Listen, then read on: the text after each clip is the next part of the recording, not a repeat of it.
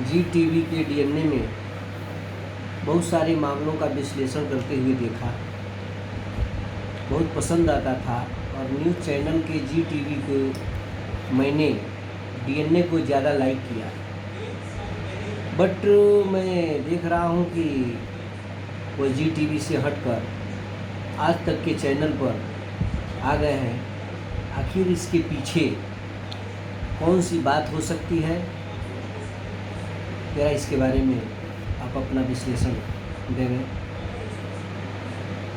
अब इसका जो सही जवाब है मैं अपने तरीके से देना चाहूँगा। ये जो टीवी वीवी और ये जो एंकर और बड़े बड़े स्टार कास्ट जो आपको न्यूज़ चैनल्स पे दिखते हैं, उसमें ये जो सुधीर चौधरी हैं, इन्होंने अपने काम से कुछ ऐसा किया कि वो जी टीवी न्यूज़ चैनल से बड़ी चीज़ हो गए। वो अपने आप में वो एक ब्रांड हो गए। और फिर कुछ इस प्रकार की घटनाएं भी हो गई। इनकी टीवी के जो मालिक हैं प्रकाश चंद्रा जी, वो राज्यसभा में सांसद होना चाहते थे और बीजेपी से बड़ी उम्मीदें थी।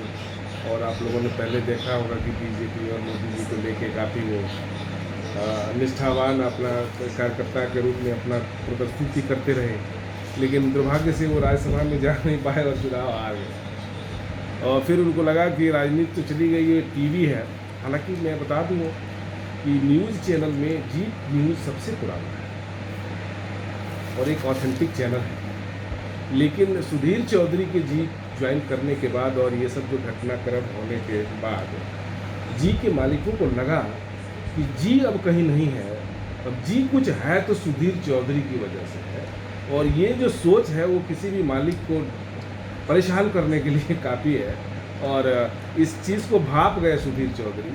और चूँकि बहुत देश की जनता के प्यारे दुलारे एंकर हैं, उनके एनालिसिस भी बहुत अच्छे होते हैं, तथ्यपरक होते हैं।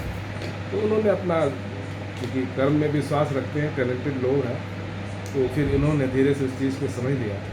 और फिर उन्होंने, अभी एक बहुत अच्छा शो आ रहा है आज तक में, ब्लैक एंड वाइट, बिल्कुल वैसे ही आपको लगेगा कि डीएनए ही देख रहे हैं। तो यही सब बातें हैं, कॉरपोरेट फील्ड में यही होता है। और तो न्यूज़ तो पढ़े जी रहा नहीं, अब तो न्यूज़ ट्रेडिंग चलता है। तो ये सब समझिए कि ये जो सुधीर चौधरी वहाँ थे ही यहाँ आ गए, सब न्यूज़ ट्रेड है, इसमें बहुत पढ़ने की ज़रूरत नहीं है। बट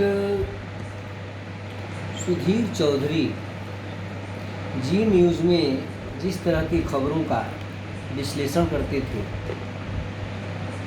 मैंने ये देखा और सोचा कि वह केंद्र सरकार की नीतियों, भारतीय जनता पार्टी की नीतियों को ही न्यूज़ चैनल पर ज़्यादा प्रसारित करने का, विश्लेषण का, अपना पक्ष रखने का वो काम करते थे।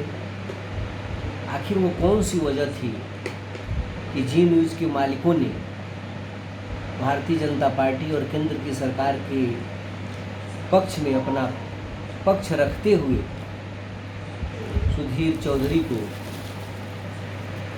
इस न्यूज़ चैनल से वॉकआउट कर दिया? तो सही बात तो ये है कि जैसे हम और आप हैं, हमारा अपना आपका निजी चिंतन है, हम किसी दल को, किसी नेता को पसंद करते हैं, तो मुझे लगता है कि जो चैनल पे जिनको हम बड़े बड़े न्यूज़ एंकर के रूप में जानते हैं, उनकी भी अपनी कुछ निजी चिंतन है। और उसके तहत वो मोदी की नीतियों के समर्थक हैं सुधीर चौधरी। और आप उनके जितने भी विश्लेषण देखें तो उसमें वो मोदी की नीतियों को और मोदी के बारे में बहुत सकारात्मक बातें रखते हैं। और ये बात शायद मुझे लगता है उनके बाद में राज्यसभा में जब नहीं जाने के बाद, और थोड़ा इनका भाजपा के प्रति झुकाव को देखते हुए भी थोड़ा इनके मालिकों के बीच एलायंस बढ़ा था। जहाँ तक मैंने सुधीर चौधरी के साथ काम किए हुए लोगों के रिपोर्ट्स सुने हैं, पढ़े हैं, तो मुझे तो ऐसे ही लग रहा है।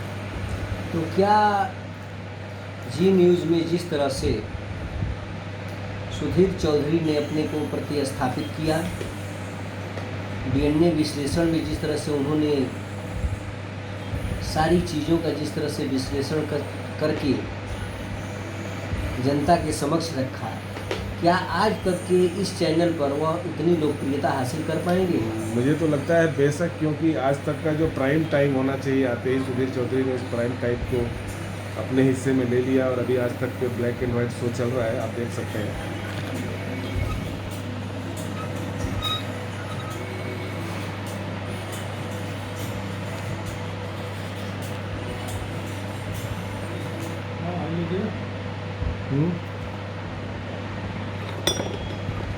अभी हम लोग का रिकॉर्डिंग चली